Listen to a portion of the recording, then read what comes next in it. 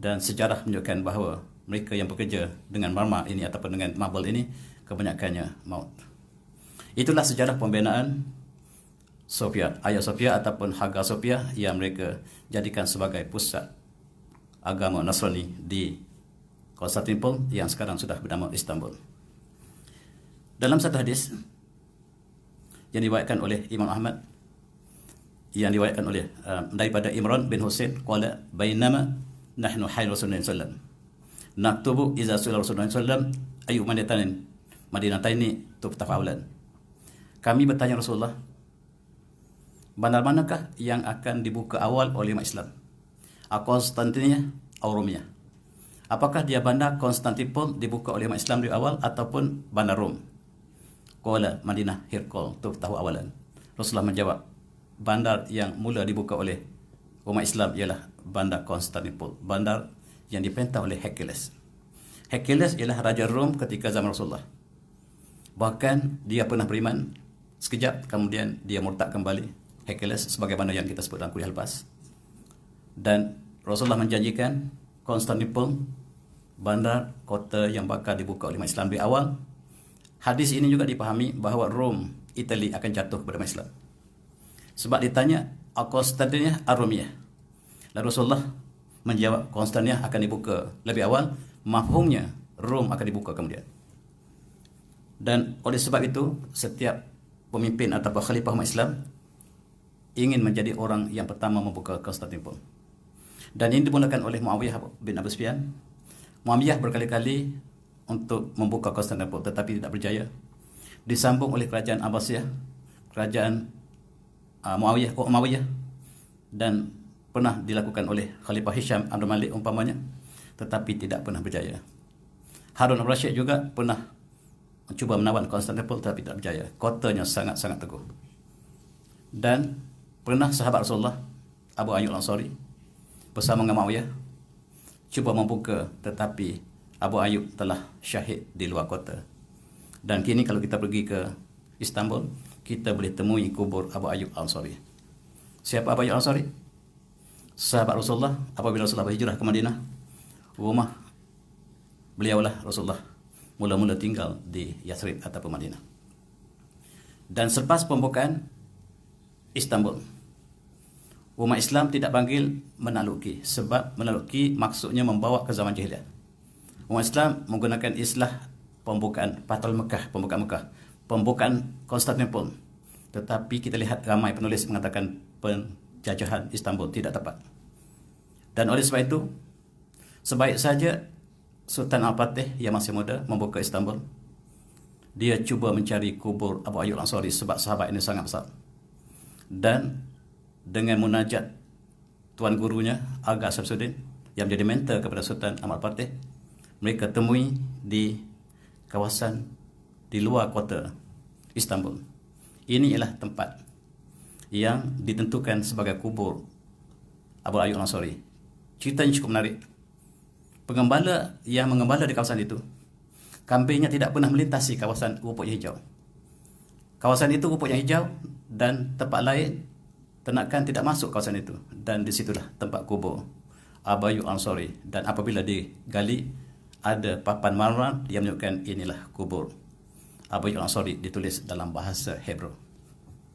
Tepat, dan itulah yang menjadi kunjungan siapa hari ini, kubur Abu Ayyub al-Ansari. Tuan-tuan yang pernah ke Istanbul barangkali telah melawat dan menantikan.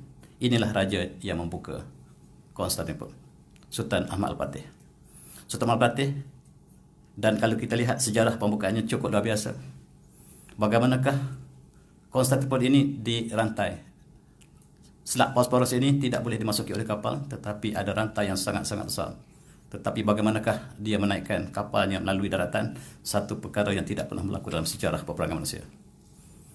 Dan hari ini kalau kita pergi ke Istanbul, ada satu museum. Museum ini dinamakan Museum Panorama, untuk menunjukkan bagaimanakah peristiwa ini berlaku. Di sini penonton boleh dapat saksikan kota yang asal, kota Konstantinopel yang dilukis dan diletakkan tempat yang benar-benar berlaku. Bagaimanakah meriam yang besar, bagaimanakah kepungan kota Konstantinopel ini dilakukan oleh Sultan Ahmad Fatih bersama tenteranya sangat ramai, ratusan ribu. Dan meriam yang terbaik ketika itu ialah kepunyaan umat Islam. Inilah meriam yang dipunyai oleh umat Islam. Meriam yang tidak pernah dilihat oleh orang Eropah. Inilah meriam yang dipunyai oleh Melaka. Sebab Melaka ialah sebahagian Osmania. Oleh sebab itu bila Portugis datang ke Melaka, mereka kalah dengan meriam yang dipunyai oleh umat Islam. Teknologi Portugis sangat rendah berbanding dengan Melaka, sebab Melaka ialah sebahagian teknologi Osmania. Ini tidak masuk dalam sejarah kita. Dan di panorama ini ditunjukkan meriam yang sebenarnya yang digunakan oleh Sultan Ahmad Fatih. Dan tanah-tanah di situ diletakkan supaya kita dapat menyaksikan betapa besarnya sejarah teknologi peperangan yang digunakan dalam pembukaan Konstantinopel. Dan sebahagian telah pecah. Ini meriam yang paling besar pecah. Dan tuan-tuan boleh menyaksikan bila melawat Istanbul nanti. Dan pelurunya sangat-sangat besar. Di sinilah kota ini akhirnya jatuh dan tentera Kristian mengaku kalah. Tetapi sayang Sultan Ahmad Fatih, panglima tenteranya belok dalam perjuangan ini. Panglima tenteranya bersama dengan Kristian. Dan Sultan Ahmad Fatih telah mengetahui sejak dalam peperangan. Dia diawasi, tetapi dalam keadaan yang demikian masih umat Islam, tentera Al-Fatih memenanginya. Dan ketua tentera yang bersama dengan Al-Fatih untuk membuka Konstantinopel ini dipancung. Sejarah pembelotan dalam tentera Islam. Dalam hadis yang lain, Rasulullah mengatakan, La tubtahannal Konstantiniyah, walimal amir amiruha, walimal ajash hazajash. Pasti Konstantinopel akan dibuka. Dan yang membukanya ialah pemimpin yang terbaik, yang diikuti oleh tentera yang terbaik. Dan sebaik saja Sultan Fatih membuka Istanbul ataupun Konstantinopel ditukar menjadi bandar Islam pada 29 Mei 1453.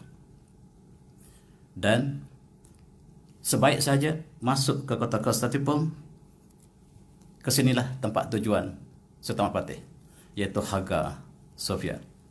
Hagia Sophia inilah gereja yang dibina oleh yang saya katakan tadi, Raja Justin. Di atas tapak yang dibina gereja awal oleh Konstantin. Dan gereja ini sangat-sangat luar biasa. Arkitekturnya sangat luar biasa. Dan apabila umat Islam masuk, ditukar menjadi masjid, dan inilah perkara yang paling kontroversi dalam sejarah. Bagaimanakah gereja ini menjadi masjid?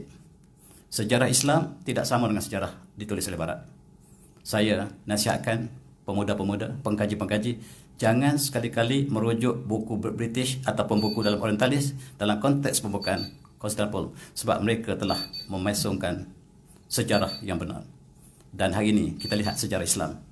Bagaimanakah Konstantinopel, masjid ini ataupun Hagia Sophia menjadi masjid, dan itulah yang dicatatkan oleh umat Islam.